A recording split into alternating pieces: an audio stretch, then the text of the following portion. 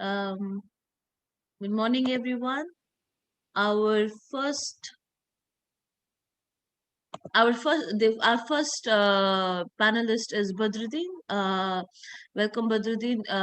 I ask you to please present your paper, and Ameni will give you the feedback after that.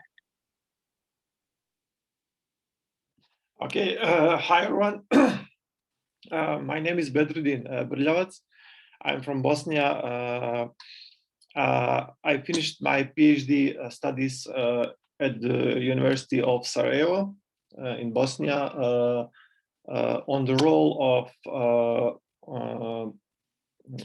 of the EU in peace building and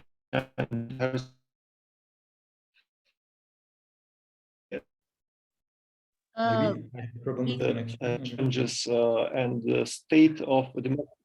We're so sorry, Badruddin. We lost you there for a moment. If you can go back and repeat, that would be great for us. It's okay. There is no problem. I think we can give you that time again. Yeah, probably it was due to the internet connection. Do you hear me now?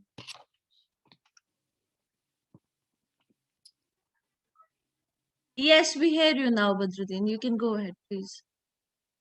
It's all fine. From the very beginning of... No, you don't have to introduce yourself about the title. Okay, I will start with the presentation then, okay? Yes. Okay.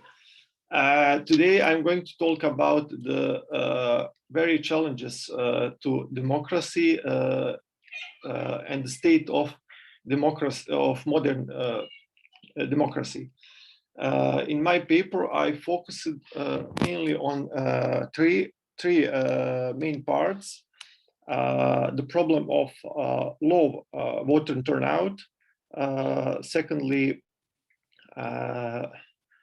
the state of social movements or civil society in modern democracies, and the last one, the role of social media or digital media in democratization processes.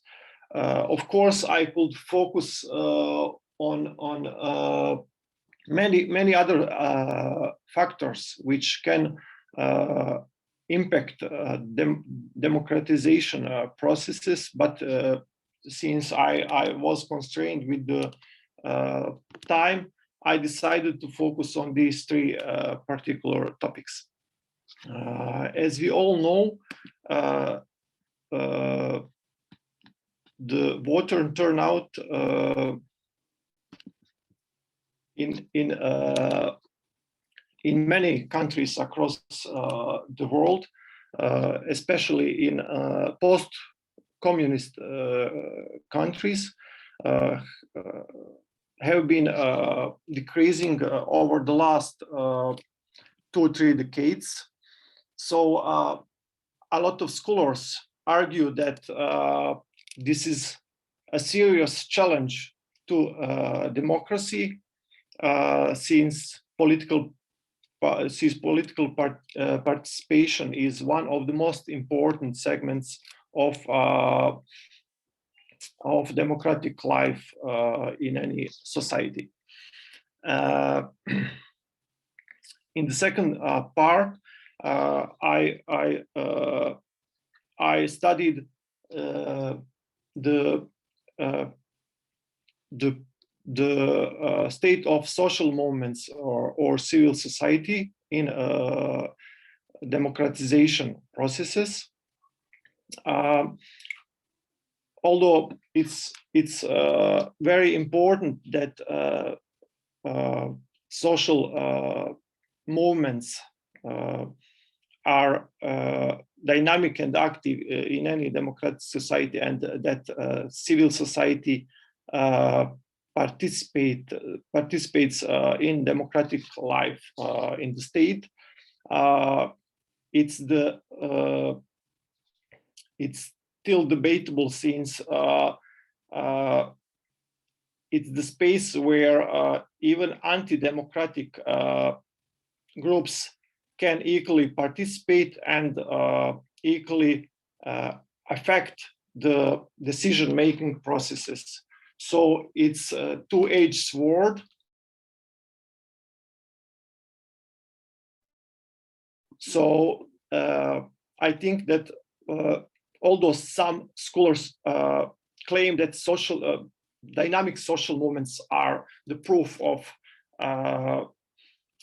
triumph of democracy, I will tell that still it's not quite crystal clear whether it's true or not. And in the last part of my presentation, I will mention I analyzed the impact of social media or digital media on democratization processes in some parts of the world. Some political scientists argue that actually social media mainly contributed to democratization reforms, especially during the Arab Spring. So it's really reasonable to debate on such the argument. However, since social media is open to everyone equally from every part of the world, it's the public space, social space, where even anti-democratic forces can participate and spread their views and opinions, which are not quite in the support of democracy. So I don't know how much time I have. You have 5 more minutes to go. Okay. You started at 11:17, so we have 11:27. Okay.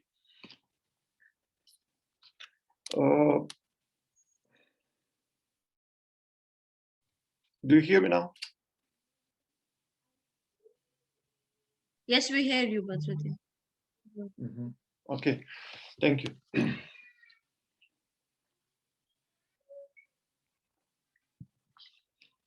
Actually, this aspect of this question of the impact of social media on the democratization reforms or on democratization waves is quite open to debate, since we all know that we live in the age of digitalization, which will even more and more influence all spheres of life. So I believe that it's quite important to study more thoroughly the possible correlation between technology and digitalization and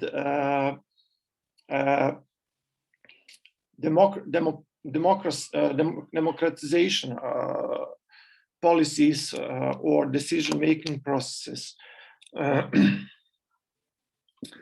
So to sum up, I would say that even I think that I have problem with internet connection. Can you hear me? Do you hear me now?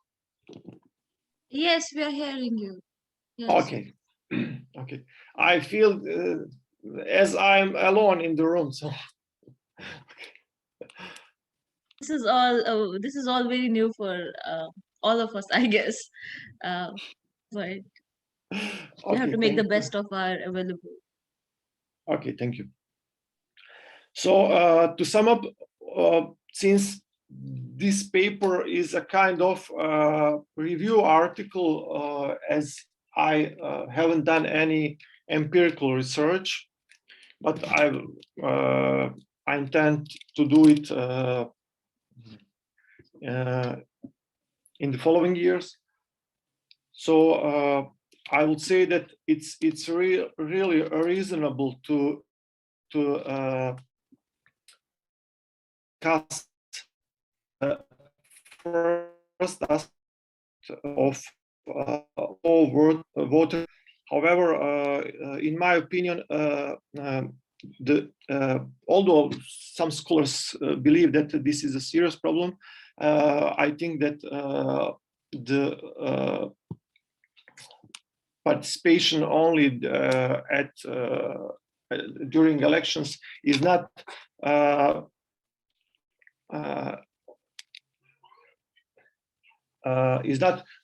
the only way for electorate to participate in political life.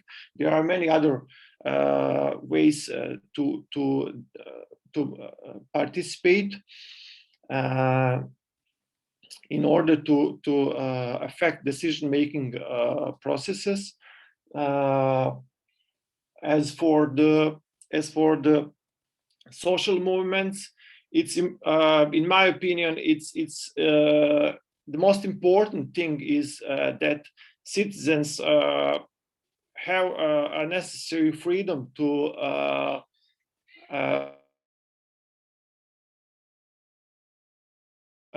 in such as social movements and to hold demonstrations without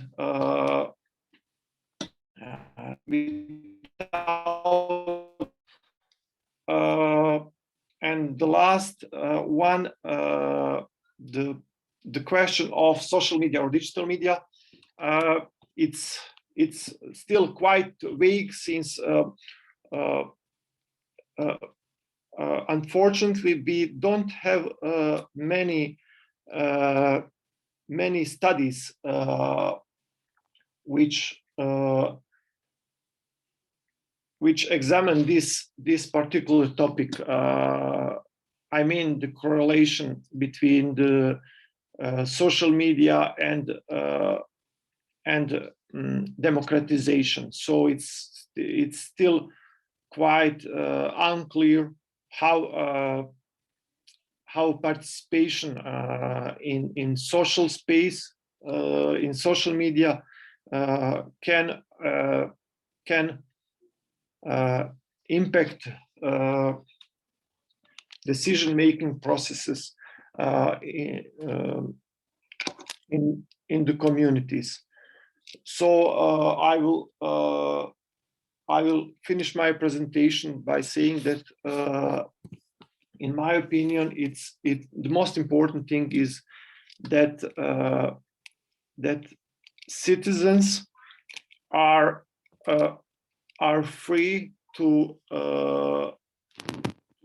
use their will and to inform them, educate them about different aspects of life, about different political choices, and at the very end to have the necessary freedom to actively participate the political life. Thank you very much. That's all for now.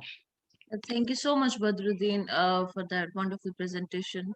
Thank Minus you. the technical issues.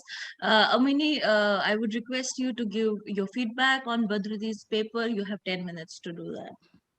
Thank you.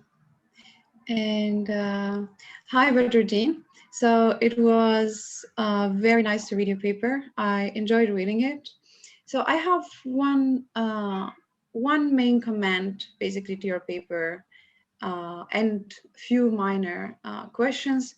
So my main comment is basically, I think you did a great work summarizing the literature, what has been done in terms of literature on democracy, the crisis or challenges to democratization. I think you did not miss a single important work from the literature, at least the one I know of, and presented them together in a very nice, elegant, and coherent way. So that was very, very, very well done. So I congratulate you for that. But what I was waiting for in your paper was the contribution you're trying to make in this paper, and that was not basically explicitly made throughout the paper. So you say that you do actually mention that you're making a contribution at the beginning of the paper, but you don't mention what is this contribution you're making to the literature, to the political science field. And I was, you were basically only mentioning the other works on social media, social movements, the turnout rates, what have been done before, without explicitly mention your own theory, your argument about this whole literature. So I thought that, so either you explicitly state at the beginning that this work is actually a literature review or a survey work, a review of what has been already done, or you basically try to be bolder and take a stand point towards one of the issues you're presenting in this paper. And in the latter case, of course, you have to come up with your own theory about why you're not convinced about one of these works or streams of those. Because actually now when you present it, you don't seem very much convinced about at least the social movements literature or the digitalization, the link between digitalization and democratization. So that's where I would basically push you to work more on making your arguments clearer, or maybe convincing us what did not convince you on these works, rather than just describing to us and summarizing to us these literature. Of course, if you still want to make this contribution that you actually are trying to make. So the questions you raised at the beginning of the paper, what can possibly explain the crisis of democracy today, you raise all these questions. You give us different alternative answers, but you don't take a standpoint. You don't take an argument in all this. So I would actually push you to do that when you further work on this paper in the future. My other minor points are, so in the social media, in the social movements part, you seem to argue that basically the democratization processes further motivate people to promote some democratization and open society moves, but I would push you to think more of, maybe you briefly mentioned this in the presentation, but it was not clear to me. But be careful when you mention this, because it feels that you're arguing that the democratization process can only lead people to do democratic protests, but the opposite is also true. The ability to openly protest and express one's opinion can also lead to anti-democratic protests, such as anti-equality movements, neo-Nazis protests, for instance, extreme far-right protests, or even racist protests that cannot be put in the same bag of democratic protest. You see what I mean? But just maybe a matter of phrasing it better in the paper, I thought would be nicer. And my other minor point, it's also a minor point, maybe another phrasing thing in the paper, in the part of the social media section. So you seem to be arguing that it's incorrect to argue that actually social media do cause civil society leaders to change the rules or policies. And I don't see why you're making this very strong claim, because actually, why not? I mean, if you think of it, a lot of the pressure that was put by social media posts and sometimes videos do push leader and put a lot of pressure on the political elite to make changes. And I mean, I'll give you examples. We've seen this a lot in Tunisia and Algeria and Morocco, where a lot of pressure has been put on the political leaders that actually ended up being implemented on the policy part. So maybe these counterexamples show that, yes, actually it's possible, it can happen, that we can see policy implementations based from the pressure put by social media. So these are my main comments. So that was all from my part. Thank you. Thank you so much, Ameni, for that very helpful feedback. I hope, Bedrudin, you benefit from that. I will open the floor to the audience. If anybody has any questions, please feel free to raise your hand, or you can leave your question in the chat box. I'll be very happy to speak it on behalf. Krystof, please go. Hi, thanks, Bedrudin, and also Ameni. It was really a really nice presentation and nice comments. I would be only interested how you use Fukuyama, because you quote his work from the end of 80s, but Francis Fukuyama has written extensively on the problem of democracy and democratization processes. So maybe it would be also nice to update the literature on the main author from which you sort of depart, or with whom you frame the whole problem. So that would be just my minor reminder. Yeah, thanks. Thank you, Krystof.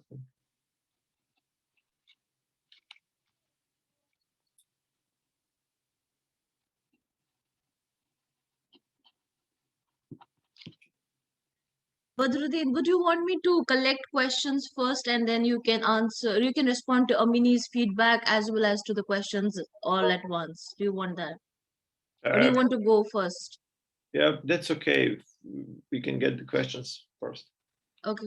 So is there anybody else who has a question?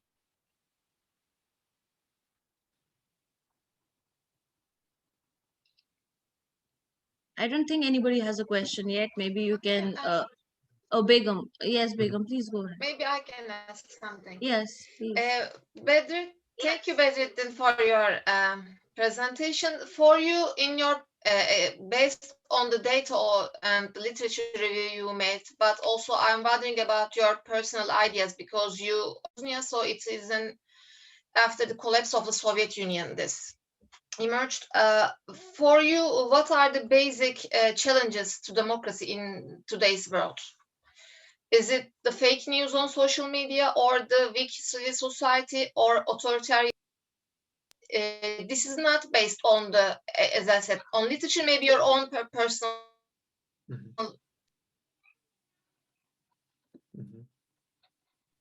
Okay, thank you, Begum.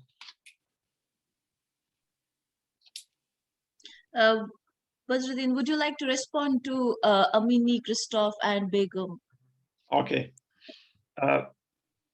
Thank you all for your comments.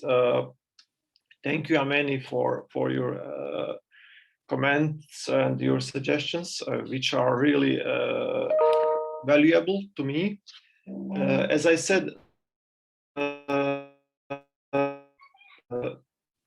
this paper is a kind of review article, since actually I aim to write in more details about these topics. Can you hear me? Since my internet connection. Can you hear me? Bedrudin, if I may suggest, if you can turn off your video, maybe that will improve your audio quality. At least we can hear you then. Okay, I will do it. Okay. Okay. So, I mean, your suggestions are really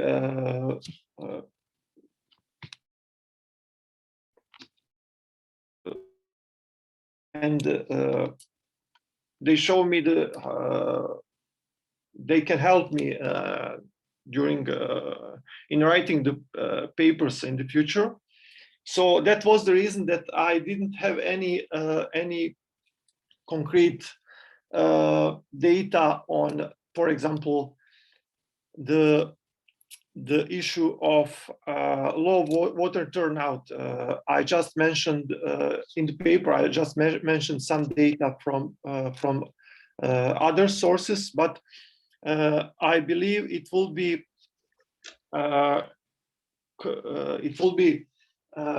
quite reasonable to examine, in my opinion, to examine one particular case study in order to get conclusion. For example, it can be Europe, or it can be if we focus on post-communist countries. So I think that it will be much clearer in order to prove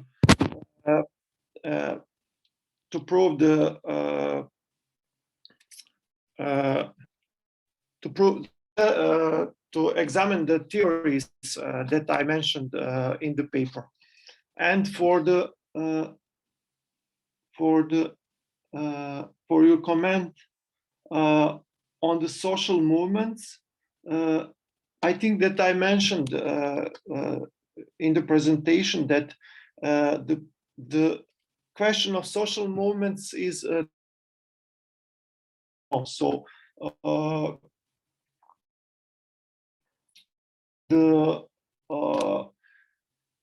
in the public place where where many different can equally participate and which are not quite in support of democracy. As for the Krystof's comment on Fukuyama, why actually I started the paper with his by mentioning Fukuyama.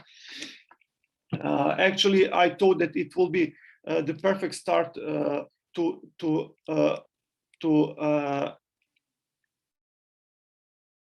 the issue of the crisis of democracy, since, as you all know,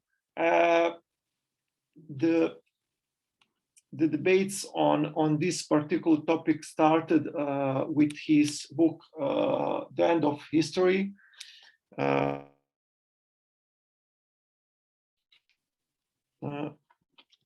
I think this is clear, and thank you for your suggestion to use other authors which are also relevant for the topic. And as for the Begum's question, which are the basic challenges to democracy today, we all know that there are a lot of challenges to the processes around the world, especially in the countries which do not have stable democracies, even in the countries which have a long tradition of democratization.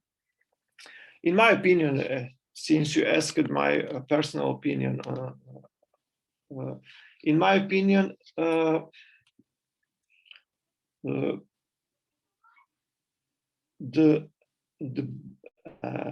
biggest challenge, it's difficult to separate any one challenge, but I think it is is the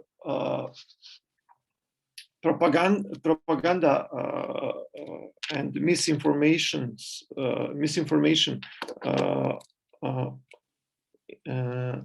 on the internet. As you said, the fake news, which can really influence the views of the citizens all around the globe. So, as I think it was Joseph Ney who said that information will be one of the most important aspects of soft power in the future. So I think that information on digital media will especially even more influence the opinions of people all around the world in the future, since we live in digitalized era.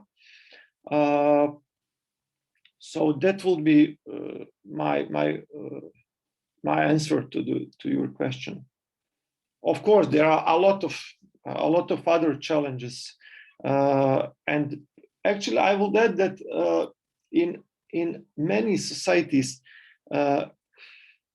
citizens are not quite free. They don't feel free to express their opinions, and that is one of the serious challenges to democratic participation in the community. Although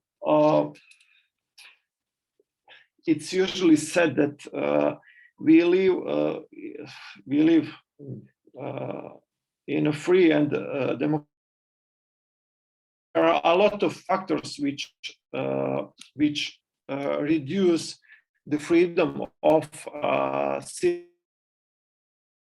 They rather decide to not speak loudly and not to demonstrate their real opinions about public problems and public topics. So it will be like, if we think in that way, it will be like combination of not enough freedom and exposition to disinformation and fake news on the internet. So it's really important that citizens are, let's say, highly educated and get information from different sources in order to be more ready to actively participate in political life in their countries. Thank you. Thank you, Bedrudin, for your comments. I hope it was not too long. No, well, a little bit, but I think we can manage. There's one last question by Samuel Kiru. He says, hello, everyone. Bedrudin, thank you for the presentation. How would you assess the reasons for low voter turnouts in post-communist countries? Is it due to the citizen mistrust of the electoral process, or due to general economic improvements that render politics unattractive to the people? What void then do the civil societies claim to fill? Are these social movements locally or externally engineered, and how do they resonate with the citizens? Thank you. Thank you, Samuel. We have a lot of questions here. I think that we don't have enough time. So I will just try to answer some of them to assess the reasons.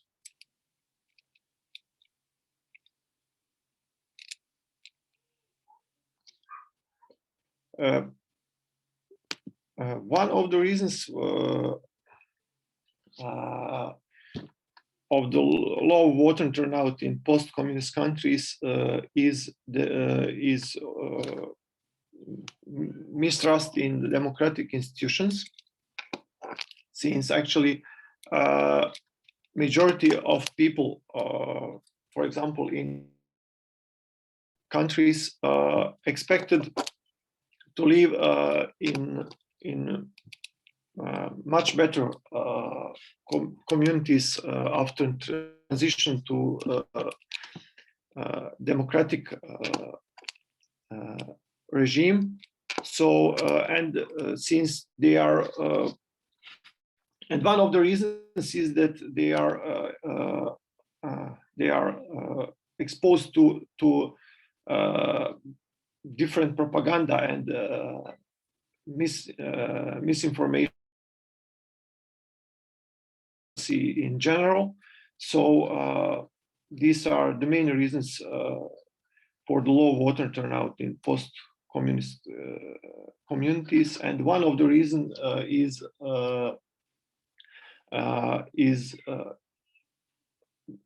not quite dynamic and active civil society, which could contribute to development of democracy in those societies.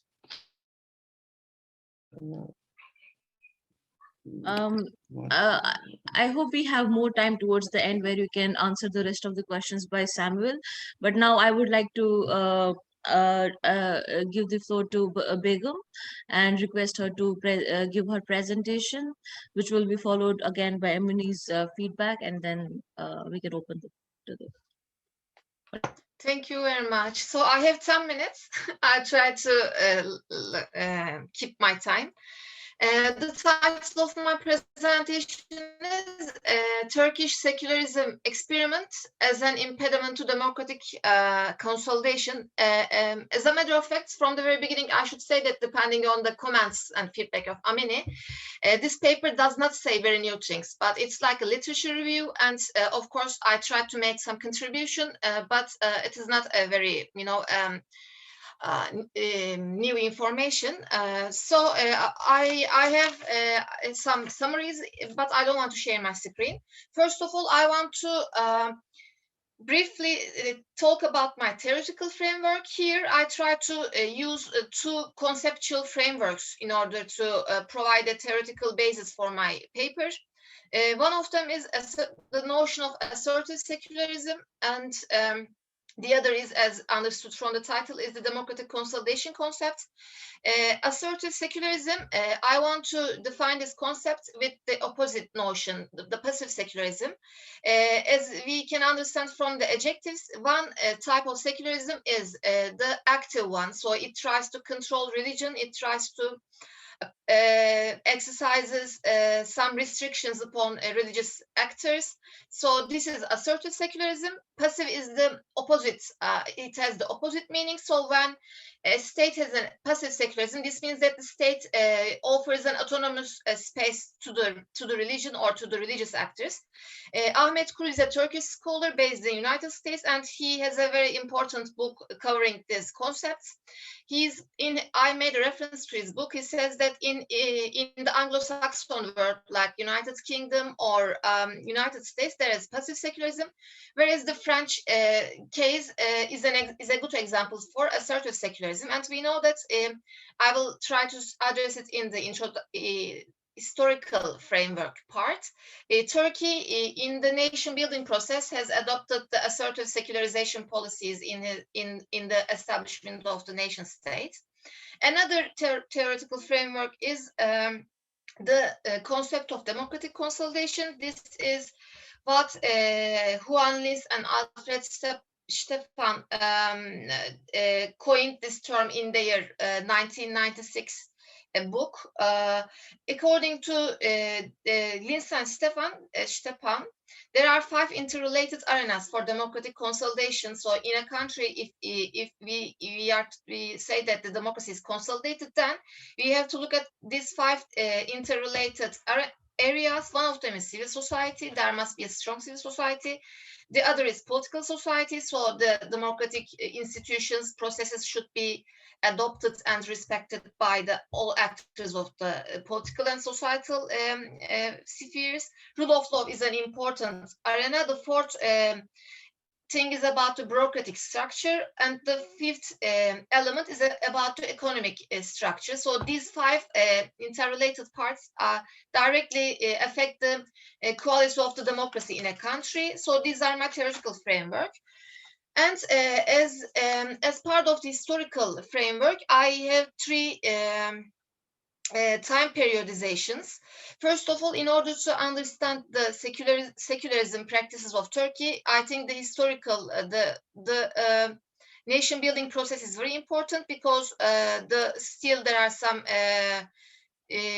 tracks of this process in Turkey. So these three periodizations, one is the late Ottoman times. We know that the modernization efforts and the first steps of secularization began in the late Ottoman times. So the Tanzimat era, it's an old word. Tanzimat means, to renew something, I guess. It's Ottoman Turkish, I think.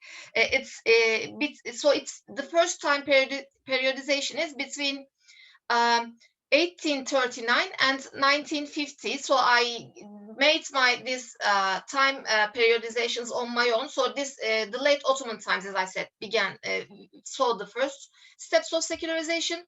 And here we should talk a little bit about the Kemalist nation building. So it was a top-down process. The religion was seen as an element of backwardness. So the state elites tried to minimize the role of religion in every aspect of society. But within the introduction of multi-party politics since 1950s, the political actors changed, and a relative degree of liberalization has been witnessed in state and religion relationships. So the second time periodization is between 1950 and 2002. So this covers the light times range, and 2002. Between this period, there have been some, as I said, liberalizations towards passive secularism.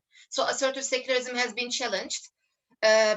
Since 2002 until the 2018, the 18 is the time when a presidential system was introduced in Turkey.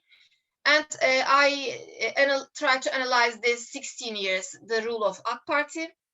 Here there are some important events challenging the assertive secularism. For example, the Alevi opening and the lift of the headscarf ban, and there's a virtual coup related with the notion of secularism. But before that, I think I should make something clear. In this paper, the main purpose of this paper is to analyze the development of weakened democratic processes within the framework of two main identities. One of them is the Alevi identity. Here we should talk about the Directorate of Religious Affairs. This Directorate is a state institution. It promotes Sunni Islam, but also there are some Alevi people. This is another sect in Islam.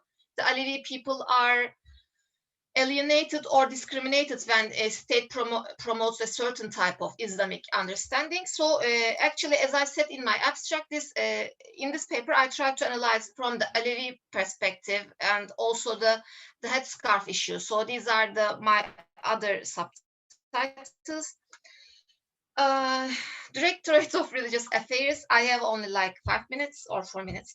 Directorate of Religious Affairs. This is a state institution. As I said, it is like a tool controlling religion. So I think it is also weakening democracy, because it doesn't give equal space to all types of different citizens in Turkey, or the non-Muslims, for example, or the other citizens. Also, the headscarf issue has been a challenging factor weakening democracy, because for so many years, the ladies, up until 2013, the headscarf ban was lifted. But until 2013, if you are a judge, or if you're a lawyer, or if you are, for example, a deputy, you were not allowed to get into the public offices or public spaces with your headscarf. So this was also something weakening democracy. So these two things I try to cover in my paper. As a short discussion, I can say that Turkey, since the AK Party government has done good things in terms of state-religion relationship, but it is not enough because the Directorate of Religious Affairs still it has a Sunni perspective. So I think I don't want to talk too much because also, yes, you have 45 minutes for Krystof. So I think I can summarize like this. As I said, maybe it's a little bit mixed here, but I'm sorry for that. For example, in 1928, the principle of secularism was incorporated to the constitution in Turkey. This is an important event that I should have mentioned. Also, I talked about a virtual coup. This was also about the pathological relationship between state and religion, because again, this in that time, back in 2007, Abdullah Gül was a candidate for presidency, and Abdullah Gül's wife wears a headscarf. So the military soldiers issued a memorandum saying that they are to protect secularism because they don't want a person whose wife wears a headscarf to be a president, because they saw that presidency is the center of the state. So, but these kinds of things have been challenged. Thanks for listening to me. I'm sorry, it's a little bit confusing maybe, because I didn't share my screen, but I think I tried to summarize. Thanks. Thank you so much, Begum. I think it was very well structured and puts across your point. I would request Ameni to give her feedback now. Okay. Can you all hear me very well? Okay, perfect. So thank you, Begum, for this very, very interesting read. I think I enjoyed reading your paper. I also thought the topic is very relevant and interesting, especially in those changing times with everything that is going on in Turkey right now. So for you, I have three major remarks or comments and a few minor ones. So I will start by the main big comments. So the main argument of this paper is that this Turkish style of secularism implemented since the 1930s, as you mentioned in this paper, has been hindering democratic consolidation in a time where there was actually no democracy yet or a democracy building process in Turkey. Which brings me to my question of how can you argue that these secularist reforms hinder democratic consolidation in the process, or maybe just starting in the process of making a multi-party system in Turkey and so on and so forth. My second point, so I would like you to come back to the concept or the conceptualization you're using for secularism. So secularism in the French sense of laïcité means more of the state is officially neutral in matters of religions. It's supporting neither religion nor the absence of it in a French sense. It's mainly the separation basically between the state and the church. What Turkey implemented in the 20th century is not secularism, because secularism means you should be able to wear whatever you want. It's rather a strict form of a secularism, or maybe an authoritarian type of a secularism, if you want to call it like that, which makes me question basically your own conceptualization and definition of secularism in Turkey in this paper. My third comment is also related to this idea of this relationship between consolidated democracy and secularization. So I feel here that this link between these two is kind of missing or kind of blurry as you jump from one to another. At least in the paper, it was not made explicitly. And I had a sense of there is some omitted variable bias maybe in your paper. You seem to be arguing that these secularist reforms have been one of the factors hindering democratic consolidation, of course, without denying there are other factors going on in Turkey. But to me, at least, it seemed like in the case of Turkey, these secularist policies that have been implemented are what gave rise to the Tayyip Erdogan's rule and the whole entire Atatürk sentiments in Turkish society, which therefore deepened societal divides and then later on hindered democratic consolidation in Turkey. In this way, there is some kind of, the mechanism is maybe clear, but I don't know if that's what you had in mind or maybe something else. But so far, what you're offering us is, well, yes, there is this secularist policies, there is the consolidated democracy that is not going well, but the link between the two is a bit missing or maybe confusing in the paper. So maybe I would like you to reflect a bit on that. A few minor points. In the paper, you talk about modernization, secularization. I'd like to draw your attention here to be maybe a bit careful when you maybe mention modernization as automatically followed by a secularization process, which is actually not the case, as we see in many of the works, at least in the case of the US, maybe as an example. So I'll push you to look at Casanova's works or Warner's works on this. Maybe you did not pay attention to this, but you do mention a few times this modernization, secularization processes.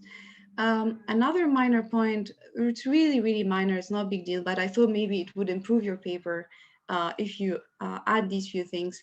So in the intro, I think you did go very specific. You went straight forward to your main research question, and you put I thought that you set up the ground very, very well in your intro.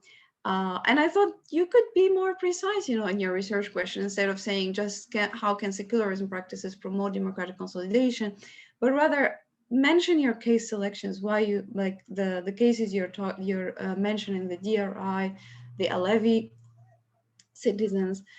Tell us that actually you want to focus on hindering democratic consolidation and not promoting democratic consolidation, because you don't talk at all about this in the paper. So I think it's just a matter of rephrasing it, because you have everything in there in the paper. It's just when you come to the research question, you put it in a way that is not exactly what you talk about in the paper. And I think that's all from my side. And thank you again for this great topic. Thank you so much, Ameni, for that very helpful feedback. I really hope Begum, you benefit from it. Begum, I would request you to quickly respond to Ameni's feedback first, and then we can open the floor to questions. And I see a hand raised already.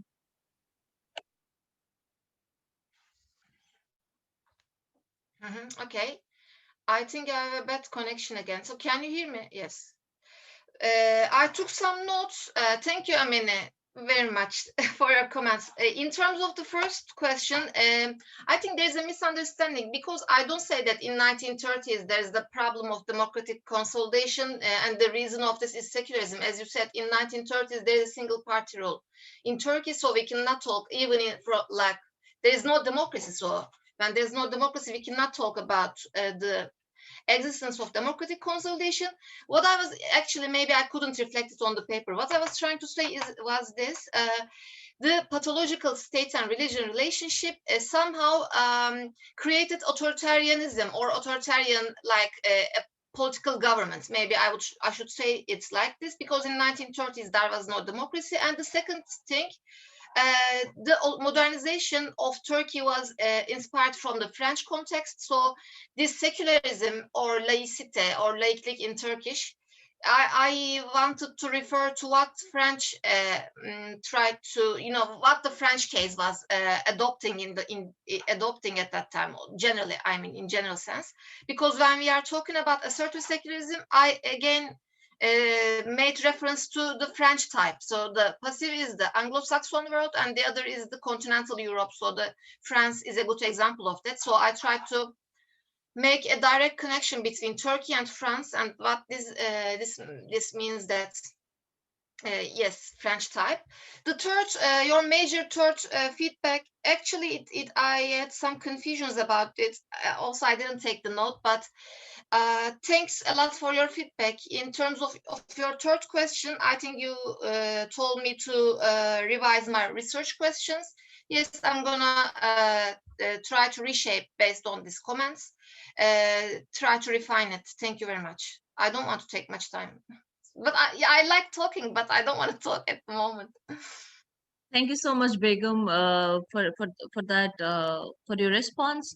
I would ask Krystof to please say your question first, followed by Serin, followed by Bedrudin's question, which is in the comments, which I'll come to later, and then Serin has a question as well. But Krystof, go ahead. Yeah, thank Begum for your very interesting topic. I would just come back to what Ameni said about like this conceptual layer of your work, because I was also like uncertain when I was reading it, whether you are more interested in the society, therefore you're using the concept of secularization, or whether you are more interested in the political sphere, therefore you would use the concept of secularism, which is sort of a part of certain political ideologies. It's not philosophy, as you said. Maybe if you would draw from different authors, not just Charles Taylor, who works mainly in like philosophical anthropology, maybe it would like flesh out the whole problem clearer. And I'm not sure also because you use like sort of conflates, it seems to me, the liberalism and democracy concepts. So I'm not also sure about that. And I was wondering, like, what's your goal? Like, is it like normative argument that sort of Alevites or other smaller religious groups are secluded from the public space? So if this is your real problem, maybe it is not about democratic consolidations, but maybe your interest lies in representation, basically, not only in public space, but maybe also on the political level. Thanks. Briefly, I can say this. In my paper, I know that I'm talking about both secularism, secularization, because in the historical part, I talk about the secularization history of Turkey. So I make a definition from Taylor. There are 3 characterizations of secularization, and I try to talk about this in my paper. So secularization is an important concept, so I don't want to miss it. But also secularism, while talking about assertive and passive secularisms, I should also take it under consideration. So both of these concepts are important. So I think I don't see any problem with this. And the representation issue, yes, you are right. But as I said, there are 5 interrelated parts, like civil society, rule of law, bureaucracy. So when we are talking about the Directorate of Religious Affairs, maybe this institution is also related with the bureaucratic apparatus of the state. So, but yes, it's an interesting point, representation. Thank you. I think I hope I should answer it. I could answer these questions. Krystof. Okay. Sorry. I hope, Krystof, you're satisfied with the answer. Are you? Yeah, I was just one last remark. I would just be interested, like, because you are mentioning many times the position of Alevites in the whole story. So yes. I would be just interested, like, what role does that play, or whether what's like kind of what you're trying to explain, whether you try to explain the consolidation really, or the position of like smaller religious groups. That was just I think both, because when we talk about democratic consolidation, I think it includes this. Maybe not in the Juan Linz and Alfred Stepan's 5 interrelated parts, but if a democracy is consolidated, the minorities' rights are also protected. So it's a normative thing. I of course promote the idea that all of them should be equally represented. The Alevis, the people who don't wear a headscarf, who wear a headscarf. So it's I think normative, as you asked. I hope I answered it correctly. Thank you. Thank you, Begum. Bedrudin has a question. He asks, to what extent does religion affect political sphere in today's Turkey? Thank you. I think it really affects, because you know that the identity of the ruling party is really religious. Their discourses are religious. Their policies are based on religion somehow. But to what extent? I don't have this data. But I think they generally use religion as a tool to polarize the society. So this is not very good for democracy. So this is a critic for the government. Thank you. So this is my answer. Thank you. Thank you. I hope Bedrudin is satisfied with that answer. I would ask Serin to go ahead with her question if she's still there. Yeah, please, Serin. Yeah. Sorry, I just cannot turn on my camera. So Begum, thank you so much once again for your presentation. I couldn't read your paper, although I would love to read it if we can access all these conference papers. It's like somewhere either in CU website or if it's accessible in somewhere else. So actually you already answered my question with the previous with your previous answer, but I was just wondering about your like focus again, and I would ask for your interpretation about the current situation in Turkey right now. So what I understood is that in your paper you are mostly talking about the structural reforms like the headscarf in public institutions, the status of Alevis and the Directorate of Religious Affairs, and how it has still have a Sunni effect on the religion in Turkey. But I was wondering how would you affect this symbolic movements from the government, like the exclusion of the LGBT and the conversion of Hagia Sophia into a mosque. So these are actually very strong political discourses, political movements, and they are very much coming in a top-down, as a top-down process from the top to the public. So I was wondering whether you are interpreting these things just as a work of the government in the international image of Turkey, or rather do you see these movements as some effort to weaken the secularism in Turkey? Thank you, Ceren. This is a hard question. To be honest, I see these moves as a strategy to consolidate their electoral base, I think, because many people have really religious sensitivities. I mean, when you the Hagia Sophia issue, they consolidated their electoral base. I think so. Even the nationalist people, they don't have to be religious or pious, but the nationalist people also really like this idea. And in terms of LGBTI rights, so again, this is, I don't know, this is about, this is related with their, I think, the identity of the ruling elite or the ruling person is today. There is a one-man rule in Turkey. So if Erdogan just opens the floor for a discussion and like a referendum for such issues, maybe that would be more democratic. But I think this is directly related with populism, not so democratic, or it doesn't have much to do with the secularism principle also. Thank you. I hope I could answer this question. Yes, thank you. Thank you. Thank you so much, Begum, for your presentation. I would like to move to Krystof now. Please, Krystof, you have the floor and you have 10 minutes to present. Perfect. Thanks, Ain, and thanks, Ameni, for reading my paper. Can I share the screen with you? Yes, perfect. So I just prepared a short presentation because if you read my paper, I just want to contextualize my paper within my dissertation, broader dissertation. I'm in the second year, so it's just the beginnings of the whole process. But I want to look at in my dissertation, I want to look at the broad sort of intellectual development of Christian democracy beyond Iron Curtain in Czechoslovakia. So during the Cold War between 1945 and 1993. So between the end of between the end of Second World War up until the dissolution of Czechoslovakia in 90s.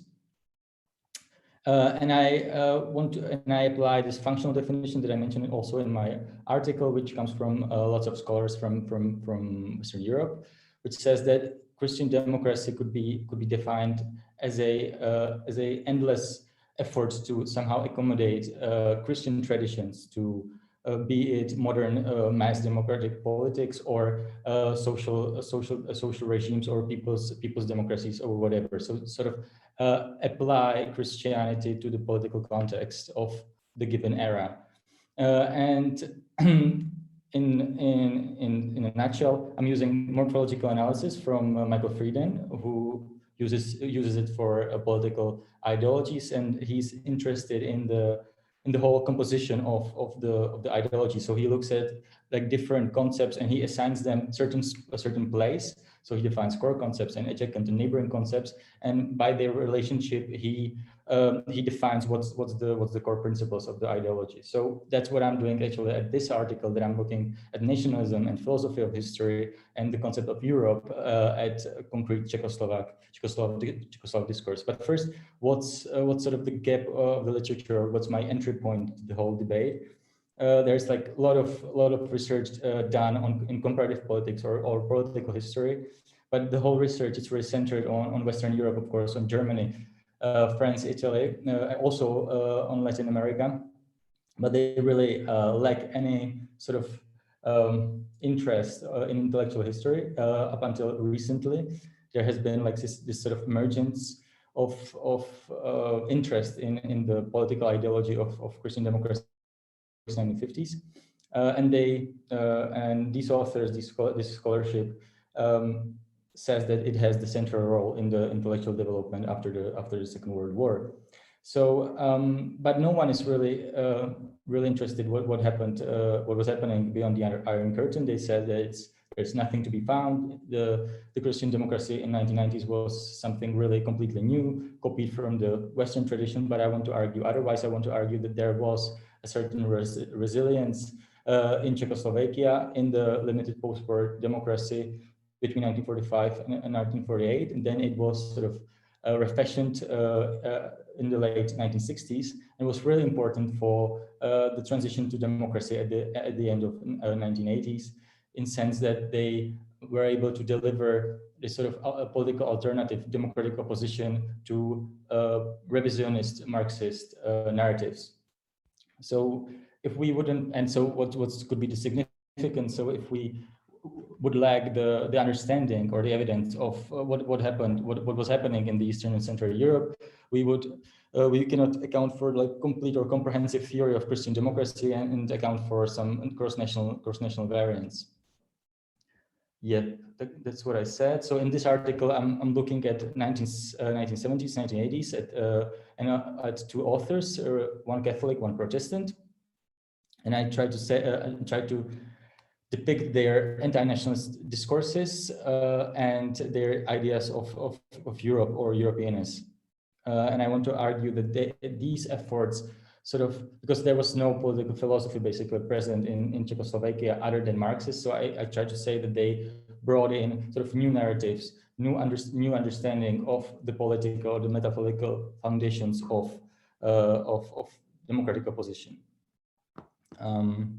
Yeah, and I also argue in this article, not maybe that clearly because it's still very descriptive, because it's just really work in progress, that they share with the Western counterparts lots of similar ideological patterns. Basically, they make this marriage of convenience with liberalism in order to fight totalitarianism, which was very much present in 1940s and 1950s in Western in Germany, in Italy, in France, and in these Western European countries. And their sort of main aim is to protect faith and resurrect sort of this non-ideological concept of community or legitimacy. And what I argue is that they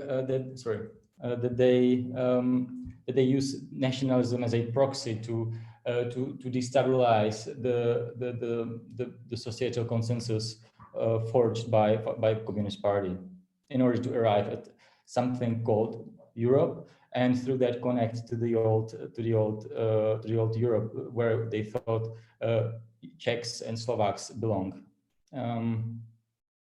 Yes. So what's the significance? As I said, it's like it helps for further theory building. It helps to explain religious discourses in Czechoslovakia, which is deemed very much atheistic or secularized. I'm using the similar methodology, the Frieden's morphological account for different evidence, so that helps the comparative perspective. I also introduced this interconfessional research because Christian democracy is marked by interconfessionality as opposed to political Catholicism or political Protestantism. And also I bring in some new evidence on ideological research in undemocratic countries, because most of the research that has been done on Czechoslovakia is also only interested in Marxism or post-Marxism, and not that much on Christian democratic discourses. Yeah, this is what I've so far summarized. So what this author, these are my preliminary results that I sort of fleshed out in my paper. That they depart from real like sort of anthropological criticism of the communist political philosophy, and of course of their concept of philosophy of history. So against the material or secular explanations of historical development, and through that they sort of try to offer new vision of what human beings are, and sort of buttress it through religious language and the language of human rights in the political space. Yes, and that's all it from me. Thanks.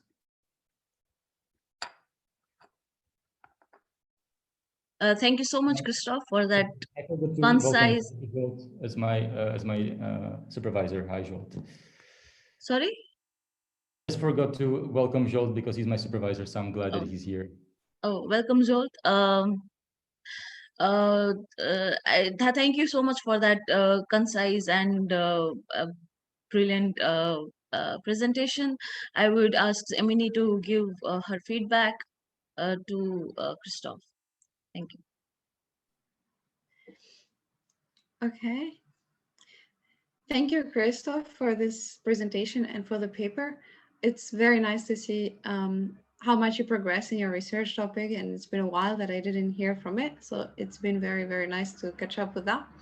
So I'd like to just mention that I'm far from being an expert in your research topic or in Czech political theories, but please accept my comments or feedback with a grain of salt.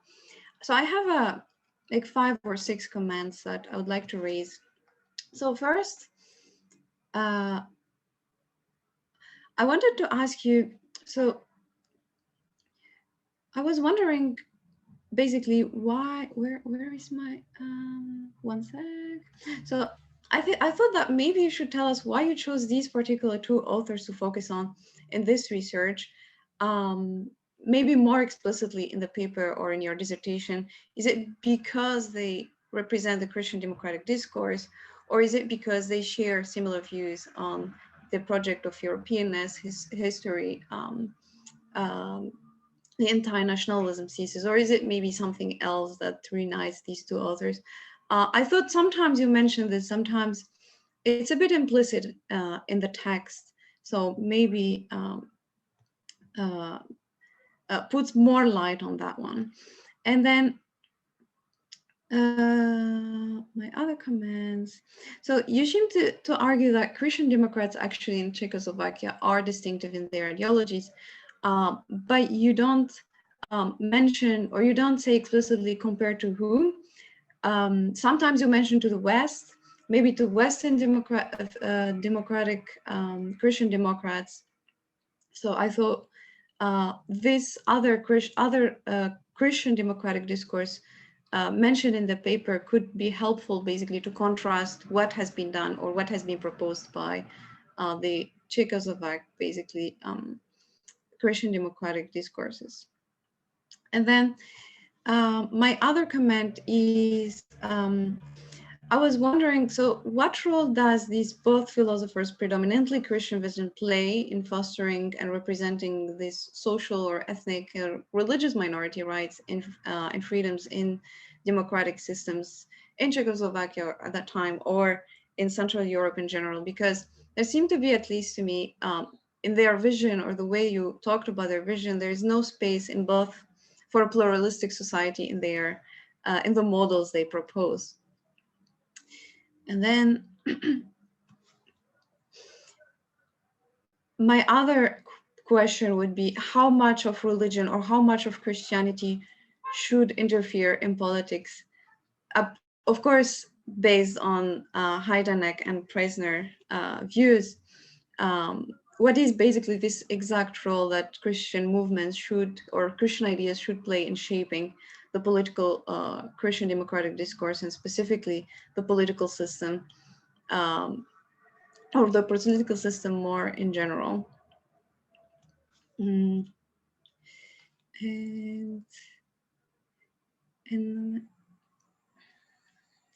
I have one more question I'm trying to find. And this brings me to another comment that may be a bit similar to the previous one.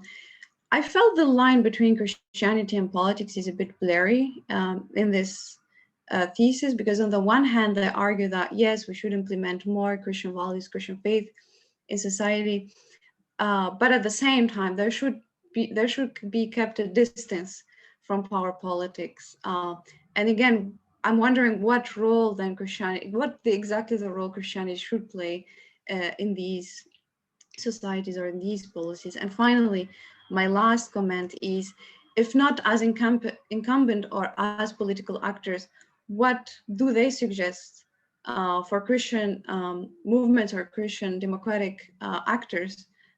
What role should they play, right? If it's not as political actors, as I mentioned, that we should not be playing this or how do you call it, the non-political politics role. I hope that was clear. Great, thanks, Ameni. These are really good questions, because they remind me to sort of be more clear or explicit in what I'm saying, because maybe I just have it in my mind but not on the paper. The reason why I chose these two, because it's for me sort of a detective work, because no one has worked on the Czech political thought in this era through this perspective of Christian democracy, right? So, and there was like no other political alternative to Marxism than this one. That's what I want to claim, and I chose these two authors as these two less likely cases.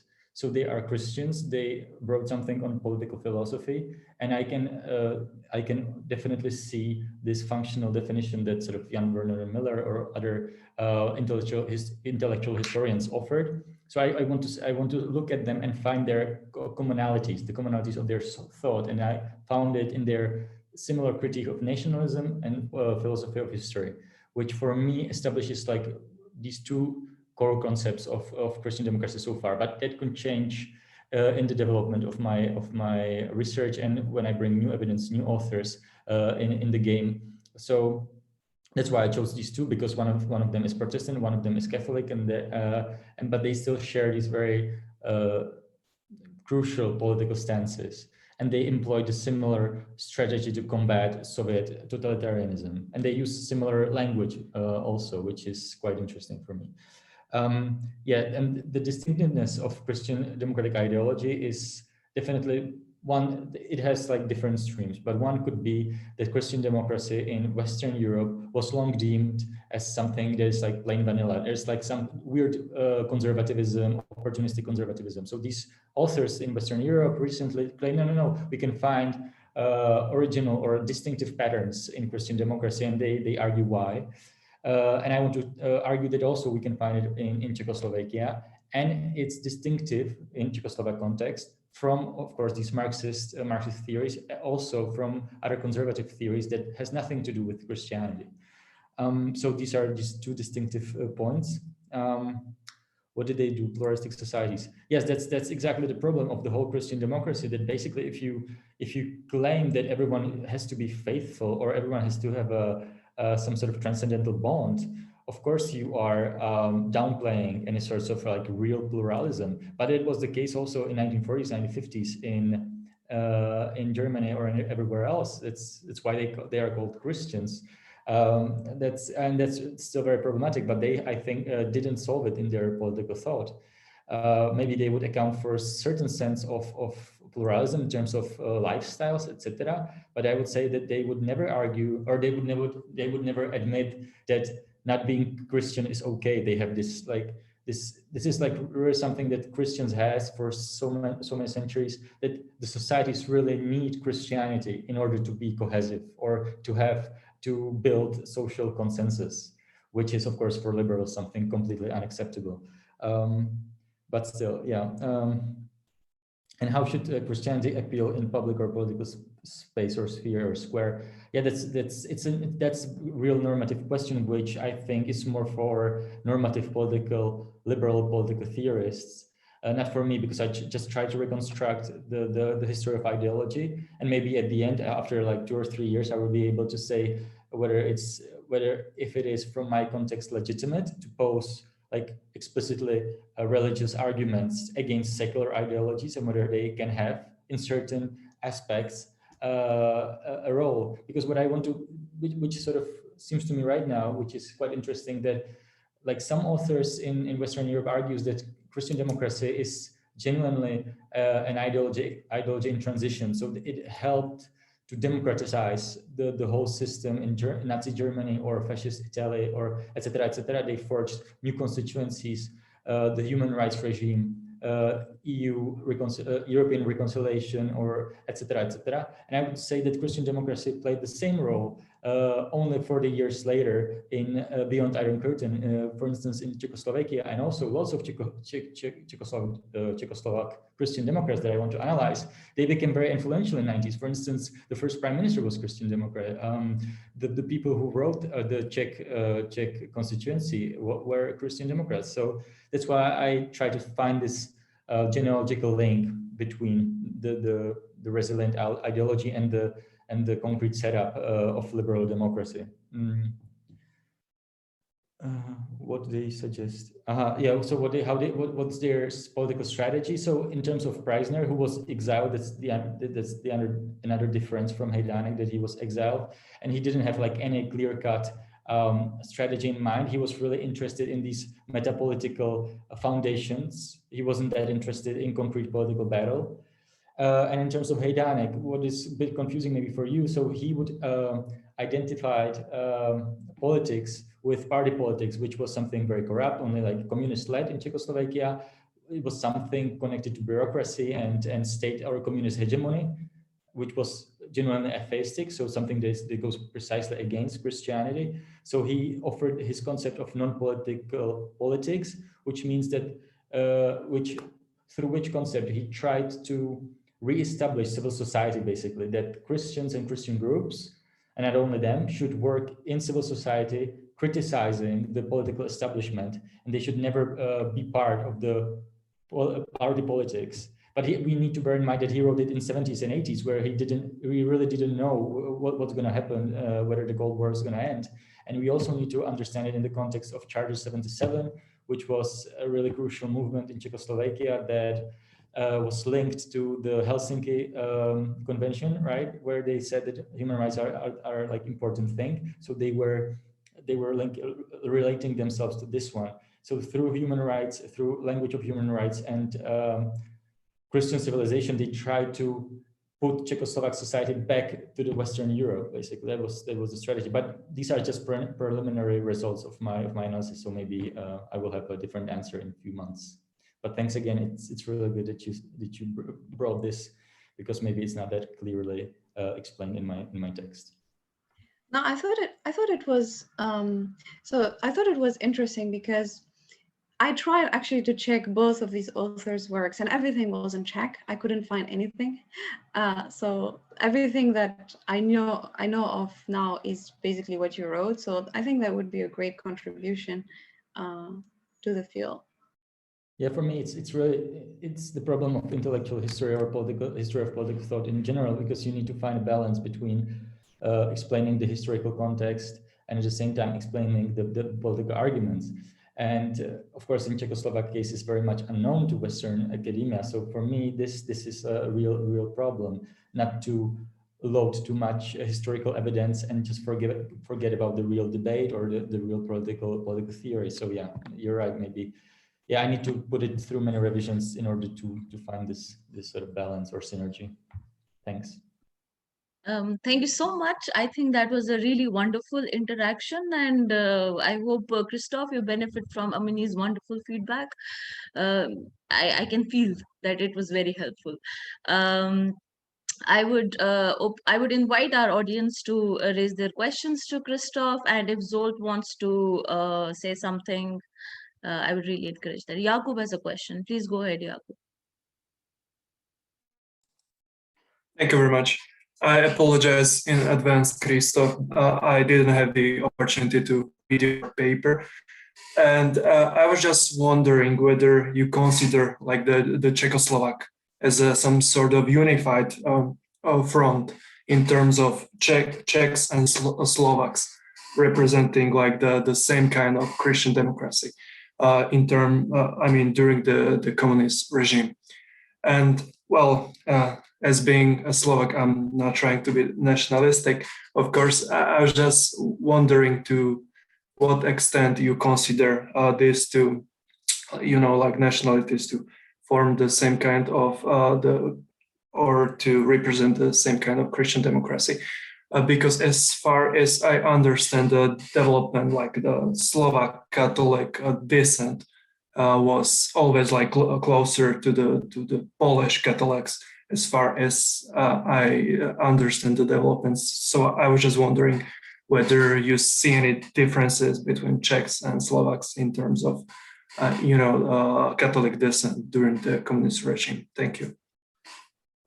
Yeah, thank you for that. Very, very important comment, because I'm still not sure whether I will be able to cover the whole territory, of course. And, Czechoslovaks, the Czechs are always biased. We're just looking at Czechs and to completely downplay the Slovak party, right? But so far, what I know, that there hasn't been that much of like political ideology, political thought stuff in Slovakia. But what is more interesting, because of course Slovakia is much more religious in terms of the religiosity rate.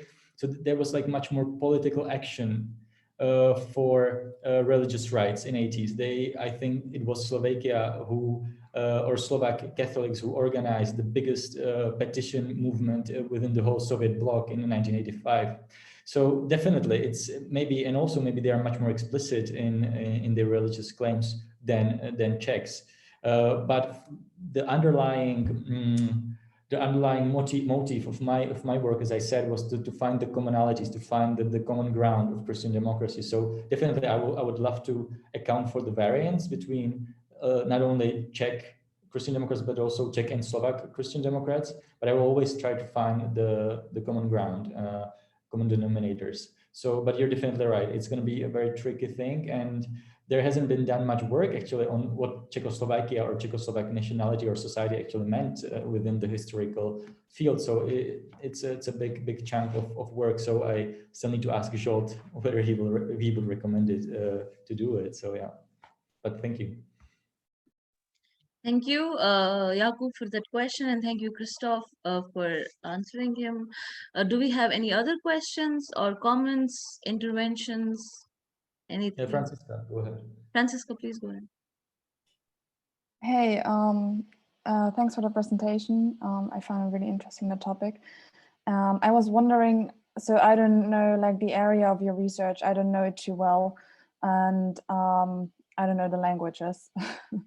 But I was wondering if you think that this can have some degree of generalizability, because you mentioned a bit about the differences to like, well, Western European Christian democracy and their ideology. And I was wondering, at least more in Central Eastern Europe, if this has some degree of generalizability, or if you can apply, or do you think you can apply that to also, well, other cases?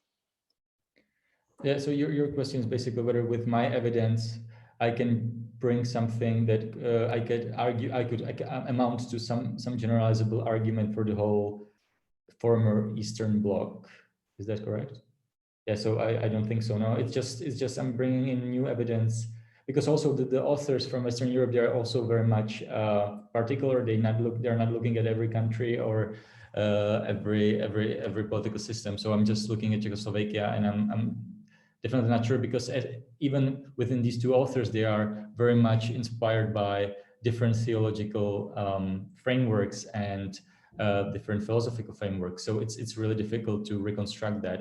And exactly as you said, I can understand Polish, but I just cannot read in Polish. So it's just really difficult. I wouldn't have time for that. It would be too complex. Maybe in my other works after I will finish this dissertation. But what I think is generalizable, and what Zsolt suggested, is just to look at this like tragical disconnection between the political thought and political action during the communist period, because that's something that the authors of or scholarship on political ideology doesn't know, because they just look at the normal liberal democracies and how the ideologies operates within this context, and that didn't happen in Czechoslovakia, right? So maybe it can tell us something about this tragical disconnection.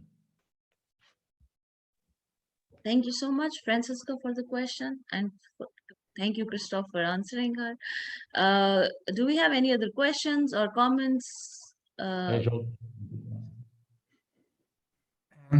Well, I didn't want to take up time because I think Krystof should collect feedback from others, but I just wanted to say that I think there are many frames that one can use, and in a way that's a great project from that point of view. One interesting direction that one could explore is how nationalism and anti-communist opposition and Christianity have interacted. Many people think about communism as being an internationalist ideology that has been opposed by local nationalist movements. And this is how it basically fell, because it was undermined from below by nationalism. Now, obviously, here you have a completely different configuration. So this can enrich our thinking about this particular problem. Then the other thing is, we know quite well the history of Western Christian democracy and how, after the Second World War, Christian thought underwent reform, democratization. Now, given that to some extent Czechoslovakia was isolated, at least in certain aspects, from these European processes, you can think of it as a laboratory, like a very special experiment, how the ideological change happens if you isolate it from certain influences that otherwise it has been exposed to in the West. And then there are other issues coming back to the issue of religion itself. To some extent, what these thinkers were wondering about is, of course, materialism versus religious way of thinking, and how the two are opposed to each other, and how modernity is affected by the battle between the two. So you can also think of it as a rather general issue that has been confronted by many other thinkers around the world. But of course, here you have a very unusual context, and that can make the research interesting even for those who are not otherwise interested in the Czechoslovak trajectory. Yeah, thanks, George, for great ideas. I completely agree. And what I wanted to, what I sort of showed in my paper was that, interestingly enough, in 1970s and 80s, because of the Marxist language was very much exhausted. So the communist rule, sort of they thought to implement very much nationalistic discourses in order to gain legitimacy and public support. So that's why it was sort of a window of opportunity for religious actors. So to bring back they're very much anti-nationalistic discourses from 19th century, and from all those authors who tried to discourage national sovereignty, right? It was something completely that went completely against Christian universalism or Catholic universalism, etc. So that's one point, and I completely agree that we should look at it also from this perspective. And what is even more important, as you said, like in the second part, that I should look at the Christian democracy as a sort of laboratory in Czechoslovakia. I think it's interesting that in the short period between 1945 and 1948, there has been like many crucial works from Jacques Maritain, Emmanuel Mounier, and all those French authors translated into Czech language, and many authors read it and then sort of come back to it at the end of 1960s in this Christian personalism and the vision of human dignity, etc., on which human rights are basically forged. So that's sort of my narrative. I'm not still sure with the argumentation, but that's what I have in mind. Thank you so much. Unless we have any more questions, I would like to thank all of you for attending this session. I would like to especially thank our panelists for their brilliant work and for their wonderful presentations, and to Ameni, our discussant, for being so wonderful with her feedback, for helping others grow knowledge in some ways. So thank you, everybody. I'll see you guys hopefully in the main room. We have a brilliant Meera Sabratnam at 1 o'clock giving her keynote speech. So I look forward to seeing at least some of you there, if not all of you. Take care. Bye-bye. See you all. Thank you very much. Bye.